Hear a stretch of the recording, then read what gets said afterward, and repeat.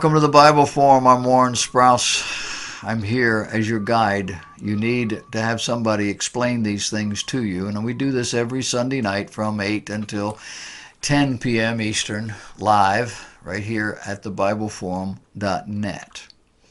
Tonight I want to talk to you about this race against climate change. Last Tuesday, the United Nations reported the first rise in carbon dioxide emissions in 4 years. You may not have known that, but if you watch the news at all this week, you heard about CO2 and climate change all week long. In order to meet the goals of the Paris Climate Treaty, greenhouse gas emissions, that's these CO2s, would have to hit their peak by 2020. But now experts are saying that that's not likely to happen before 2030. See, they pushed it out 10 more years. The report comes days before a high-level UN climate conference is about to take place in Poland. They're going to do that this month, December. What are they looking at when they see this rise? With only a single degree Celsius of warming so far, the world has seen a crescendo of deadly wildfires, flooding, heat waves, and hurricanes. On current trends, temperatures are on track to rise roughly 4 degrees centigrade by century's end, a scenario that would tear the very fabric of civilization, scientists say. To cap global warming at 2 degrees centigrade, 3.6 degrees Fahrenheit, national carbon-cutting pledges annexed to the 2015 Paris Agreement must collectively triple by 2030. That according to the UN Environmental Programme's Emissions Gap Report. To hold the rise in Earth's temperature to 1.5 degrees Celsius above the pre-industrial benchmark, such efforts would have to increase 5-fold. The emissions gap is much bigger than it was last year. UN Energy Programme's Philip Drost, one of several coordinators for the annual report's 9th edition, was telling us all about this.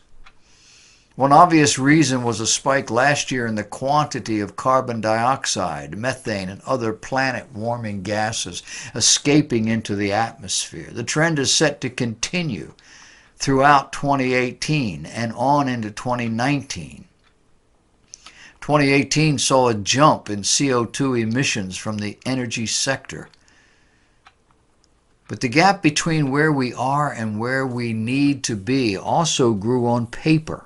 New calculations by the UN's top science panel sharply reduced the real-world potential for drawing CO2 out of the air, whether by planting more trees or capturing and storing CO2 emitted by power plants or anything else you can think of. Some have likened all of this to chasing a bus. More broadly, the Intergovernmental Panel on Climate Control issued a special report last month that concluded that 2% Celsius of warming, once seen as a safety guardrail, would in fact usher in a maelstrom of deadly extreme weather. All of this taken together has widened the emissions gap by 15% for a 2 degrees centigrade world and by nearly 70% for the 1.5 centigrade target.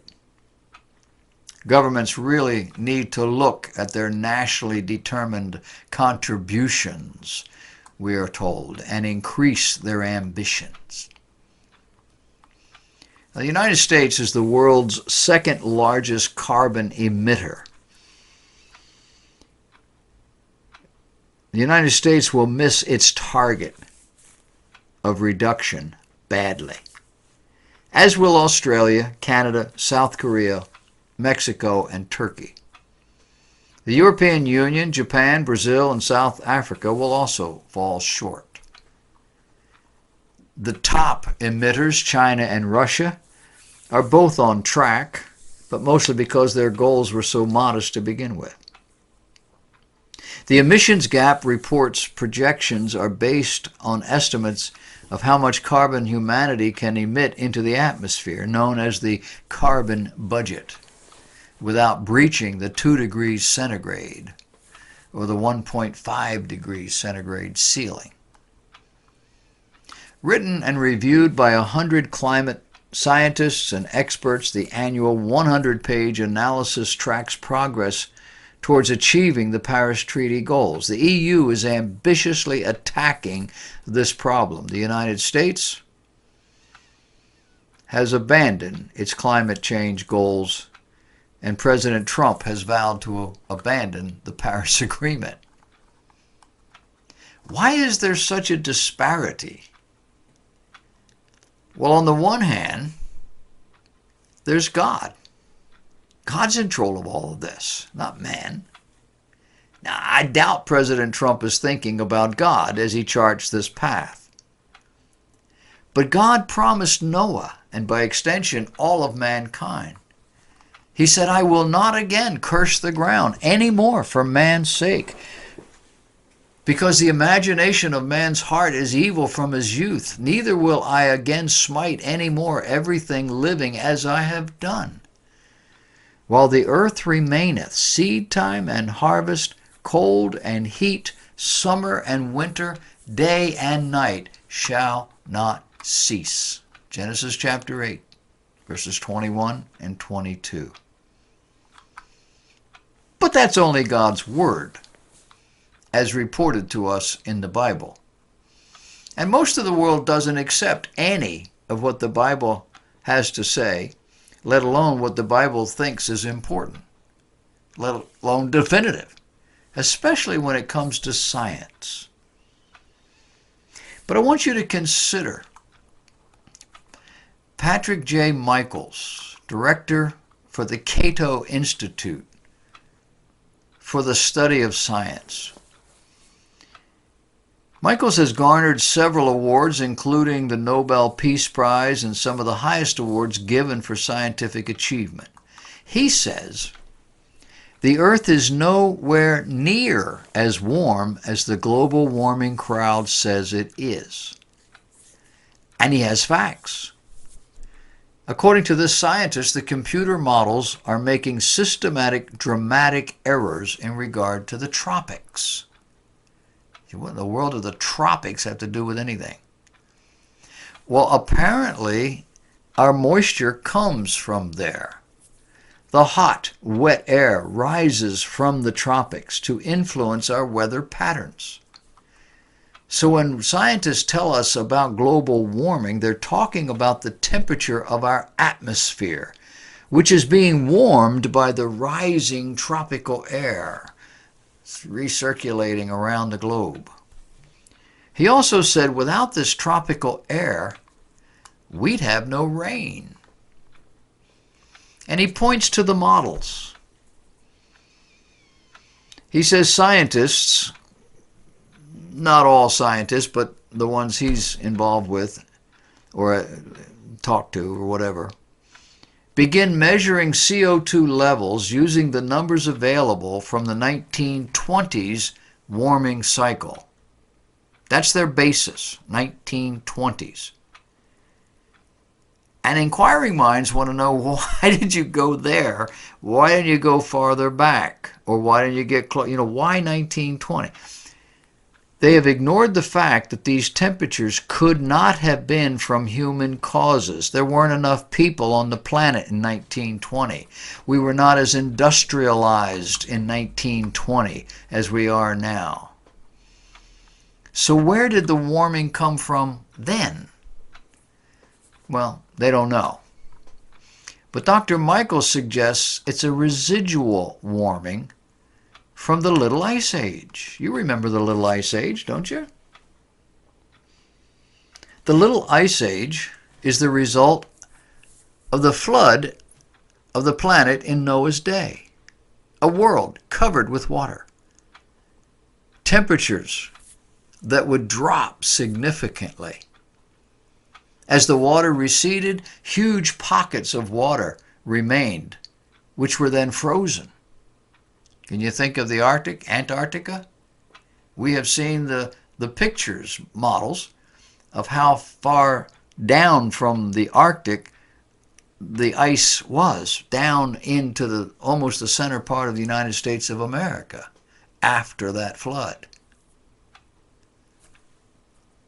But also a great deal of landmass would have been covered in water. The temperatures would rise, the ice, the water's receding, it's going away, and there would have been a moderate temperature returning, and populations would begin to increase along with food supplies. But then the cycle would begin again about 1400 through 1800 AD. We call it the Little Ice Age. Remember Valley Forge? George Washington? Date-wise, that occurred at the end of this Little Ice Age. They were cold. But we've been warming ever since. And none of that had anything to do with carbon emissions, especially those being put out by human beings. Well, now it's about greenhouse gases and carbon emissions. The European Union Climate Commissioner has just announced an ambitious plan for the EU to aim for net zero greenhouse gas emissions by 2050.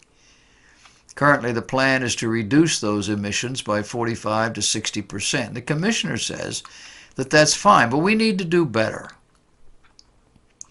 Well, Dr. Michaels tells us that the 1920s warming represented 298 parts per million of carbon in the atmosphere.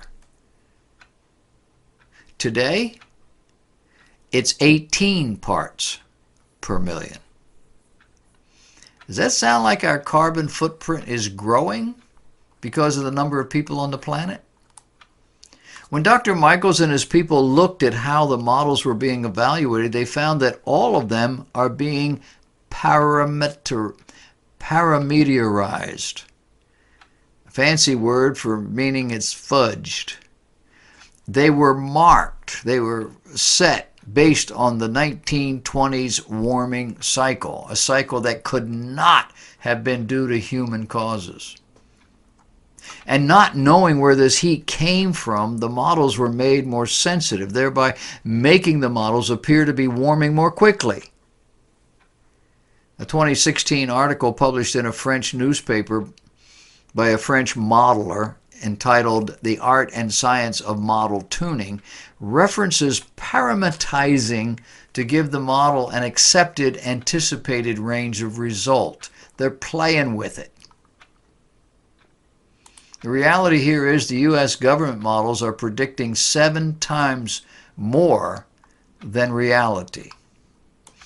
But since climate, rain, cold, heat, dry, so forth, comes from the air rising from the tropics, every model is skewed. None of them are right. You say, but aren't there more people today than in the 1920s? Yeah, bunches more.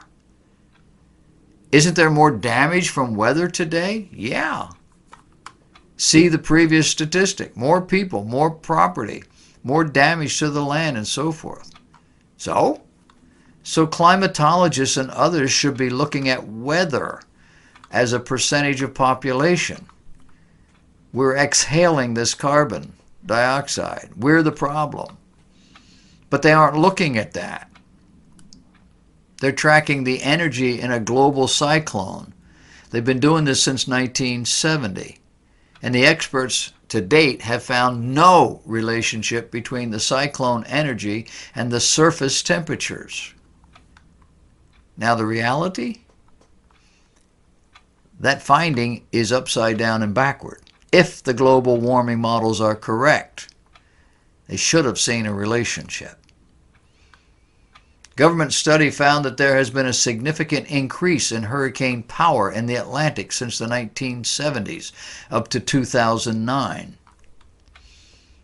Say, well, why did they stop at 2009? You say, well, they don't have data. They got data. That's a long time ago. That's 9 years ago.